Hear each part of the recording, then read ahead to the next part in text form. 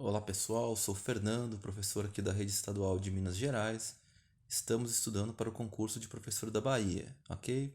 Então vamos dar continuidade ao tema Renascimento, né?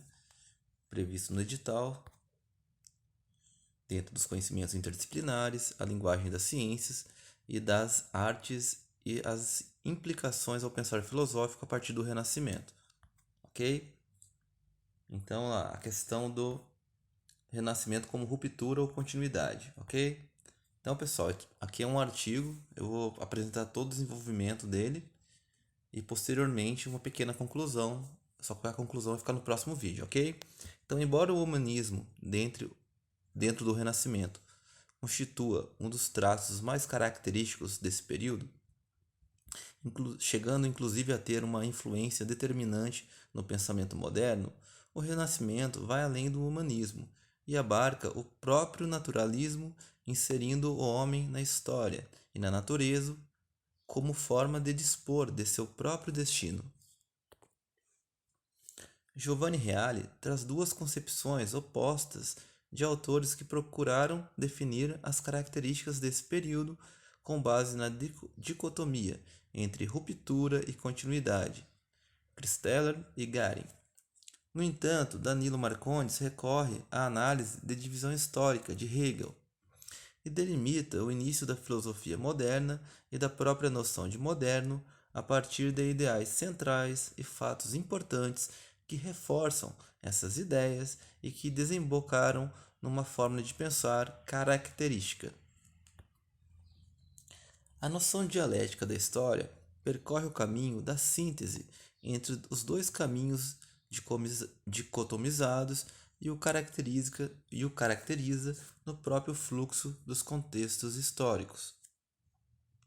Segundo essa concepção, é no próprio período precedente que deve conter os elementos de sua própria superação, que provocará a dialética necessária à próxima etapa histórica.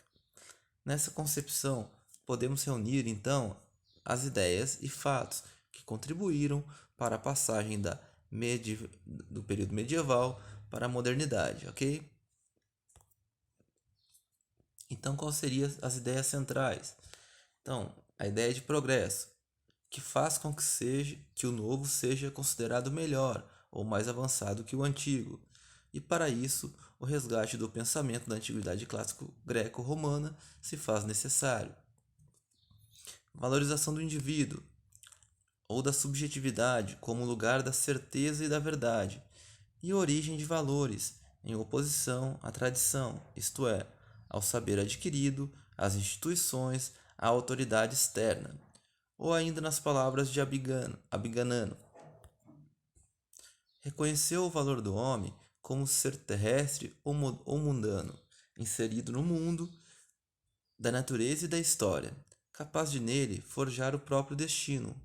O homem é quem se reconhece um tal valor e é um ser racional e finito, cuja integração na natureza e na sociedade não constitui condenação nem exílio, mas antes um instrumento de liberdade, o que por essa razão pode obter no meio da natureza e entre os homens a sua formação e a sua felicidade.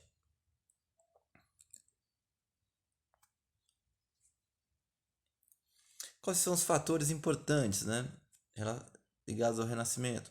O humanismo renascentista, iniciado no século XIV como um movimento cultural amplo, intelectual, educacional, artístico e literário, Petrarca. Invenção dos tipos móveis por Gutenberg no século XIV. Descoberta do Novo Mundo no século XV. Reforma Protestante, século XVI. Revolução Científica no século XVII. Tanto Reale, ao final de sua comparação das visões entre Christeller e Guerin, quanto o Abignano, em sua introdução do volume 5 de sua História da Filosofia, parecem concordar mais com a tese de Guerin, embora salientem que essa ruptura, esse novo, traga também, em seu bojo, certa continuidade do antigo. O olhar renascentista, lançado ao passado, tanto dá continuidade a uma tendência já identificada na medievalidade tardia, prenunciada em Guilherme de Ockham, quanto também vai além do olhar antigo para o estabelecimento de novas concepções que os clássicos não tinham. Abignano se expressa sobre isso da seguinte maneira: não é possível considerar o Renascimento meramente como uma afirmação da imanescência em contraste com a transcendência medieval ou da irreligiosidade, do paganismo, do individualismo, do sensualismo e do cepticismo, em contraposição à religiosidade, ao universalismo, ao espiritualismo e ao dogmatismo da Idade Média. Não faltam e até abundam no Renascimento motivos francamente religiosos, afirmações enérgicas de transcendências e certas retomadas de elementos cristãos e dogmáticos. Muitas vezes, esses motivos e elementos aparecem entrelaçados com elementos e motivos opostos, formando sistemas complexos, cujo centro de gravidade e sentido completo são difíceis de determinar. Mesmo assim, particularmente, a tese de Garim é a que mais faz sentido sob um olhar contemporâneo para o que foi o início da modernidade a partir do término do movimento renascentista. Hoje entendemos o pensamento filosófico não mais restrito a um pensamento explicativo totalizador da realidade, onde alguns poderiam chamar de dilatantismo filosófico, como Christeller, citado por Reale. Outros enxergam tentativas filosóficas legítimas de tatear a realidade como a única filosofia possível, num mundo fragmentado, onde a verdade não se constitui mais algo a ser colhido no objeto, mas sim a ser construído no sujeito em sua relação com o objeto. Ok? Nesse aspecto, Garim se manifesta no livro de Reale nos seguintes termos: a razão íntima daquela condenação do significado filosófico do humanismo está no amor sobrevivente por uma visão de filosofia constantemente combatida pelo pensamento do século XV, aquilo cuja perda é lamentada por construção de grandes catedrais de ideias, das grandes sistematizações lógico-teológicas, a filosofia que submete todo problema e toda pesquisa à questão teleológica, que organiza e encerra toda possibilidade na trama de uma ordem lógica pré-estabelecida. Essa filosofia, ignorada no período do humanismo como vã e inútil, é substituída por pesquisas concretas, definidas e precisas na direção das ciências morais, ética, política, econômica, estética, lógica e retórica, e das ciências da natureza, cultivada, isto, própria, princípia, fora de qualquer vínculo e de qualquer auctoritas, ok? Eugênio Garim, Apud in Reale e Anticelli. O fato é que, a partir da leitura dos textos referenciados, não fica claro em nenhum deles uma relação de causalidade entre uma nova concepção de mundo engendrado a historicidade das mudanças, ou a historicidade das mudanças engendrado novas formas de se pensar. Se a descoberta das Américas pôde ter como origem a retomada de pensamentos que previam outro olhar ao mundo e que proporcionaram as viagens de Colombo, Vasco da Gama e Cabral, não há dúvida que a própria viagem e descoberta das Américas proporcionaram novas visões de mundo e pesquisas que mudaram a percepção da realidade e do homem como sujeito histórico. O espírito moderno parece ter se feito dialeticamente, como preconizaria Hegel em sua Fenomenologia do Espírito, 3 séculos depois do início da Renascença.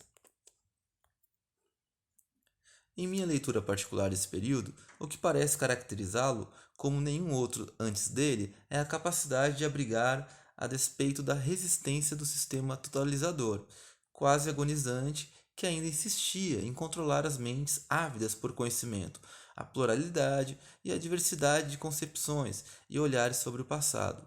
Buscavam-se os antigos, os clássicos, em toda sua multicolorida concepção de mundo, coexistindo tanto um olhar voltado ao ceticismo e o relativismo dos sofistas, quanto um olhar totalizante e metafísico platônico, porém levando-se em conta seus próprios contextos históricos.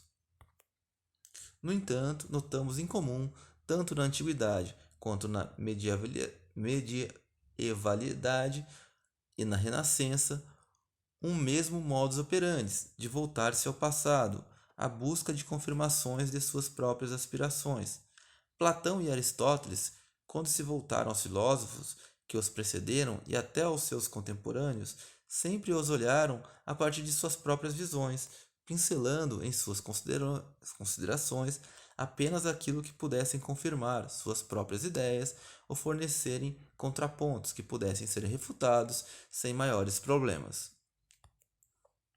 O que os renascentistas criticavam na escolástica, quando se voltava ao passado para pincelar ou que confirmariam suas próprias concepções, eles próprios faziam isso agora, com a ilusão de que, conhecendo mais amplamente aquilo que foi escamoteado pela medievalidade, pudessem abrir luzes que proporcionariam uma visão mais ampla da realidade.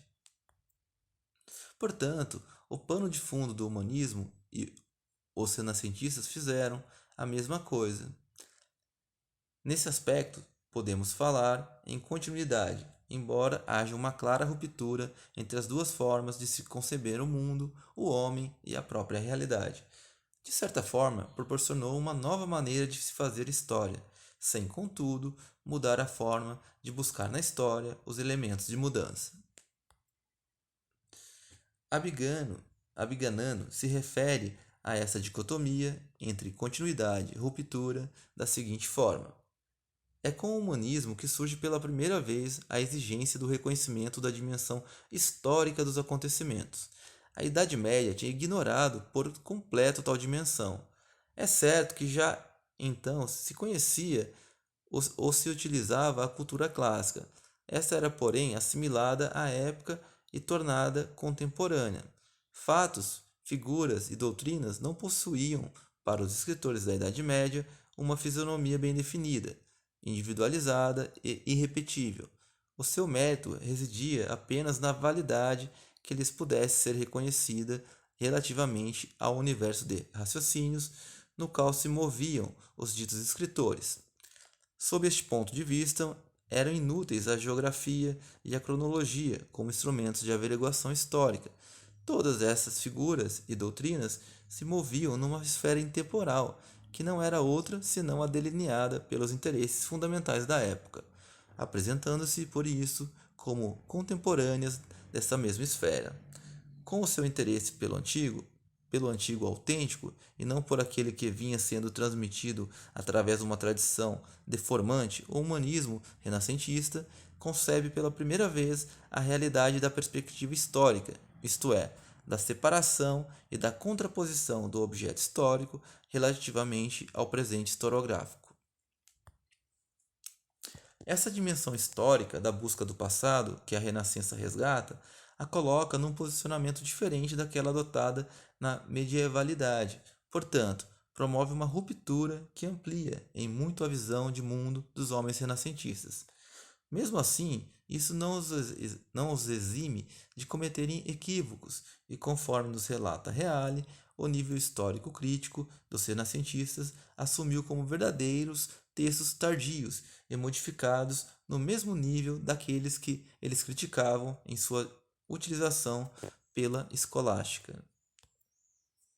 Do ponto de vista filosófico, embora tradicionalmente as histórias da filosofia não reconhecessem o período renascentista como importante e específico, sendo considerado apenas uma transição entre a Idade Média e a modernidade, ela possui uma identidade própria, característica e um estilo de filosofar que rompe de fato com a escolástica medieval e circunscreve na história a concepção humanística que influencia em grande parte toda a modernidade.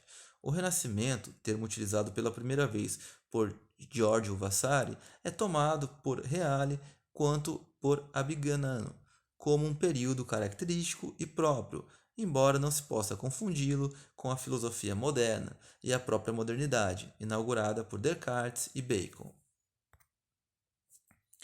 Essa noção de ultrapassamento, de ruptura para o melhor, de progresso e da formulação de sistemas que nos aproximasse mais da realidade, como ela é e de como o homem deveria agir em relação a ela, parece ser revista apenas na contemporaneidade, na modernidade tardia, ou como atualmente tentam designar, no pós-modernismo.